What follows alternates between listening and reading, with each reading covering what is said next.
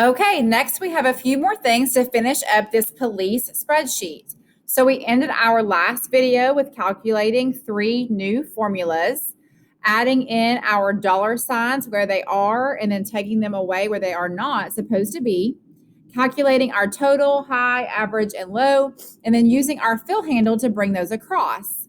The next thing I want to do is to show you how to create what's called an if statement. So listen to my words first. An if statement says, under certain conditions, then one thing, if not, then something else. So, for example, if maintenance cost is higher than $300, then yes. If not, then no. So, it's kind of like a way to filter out information to where you're sort of determining how to analyze. So let's say, for example, if you worked at this police station, maybe the police chief wants to get rid of cars that cost too much. So that's going to be a maintenance cost because you can't really control the miles. That's just based on usage. But the maintenance cost can get high. So looking at this spreadsheet, I'm going to say the magic number for this is, like I said, 300. So if it's over 300, then we're going to get rid of that car. And so we're going to say, yes, we want to get rid of it. Here's how this works. So I'm going to start by clicking equals.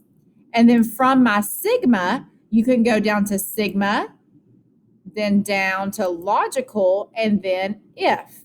Sigma, logical, if.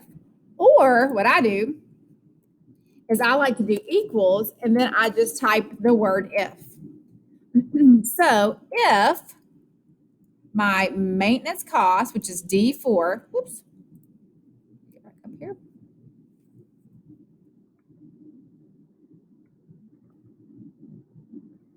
If D4 is greater than 300, if D4 is greater than 300, then yes.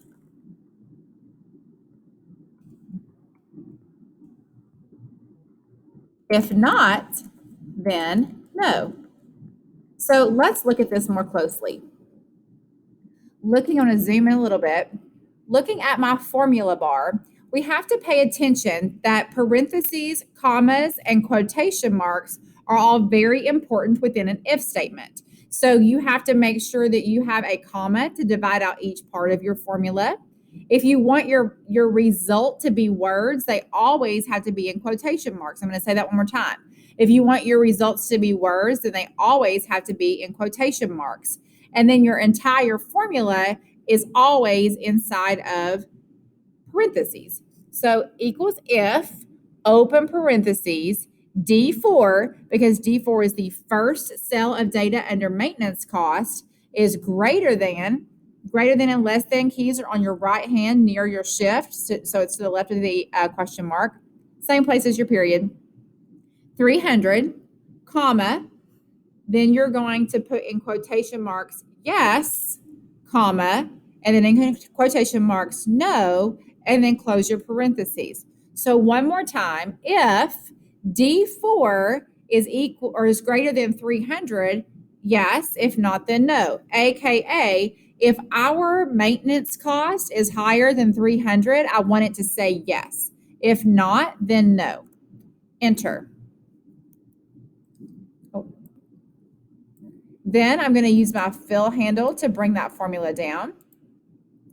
And I can see that most of these cars need to go, right? Lots of yeses here. So in hindsight, I probably should have gone in and chosen a different number, like maybe greater than 400. But watch what I can do. I can always go in and change the formula to 400, just up here in my formula bar. And then when I refill handle it down, it makes that update.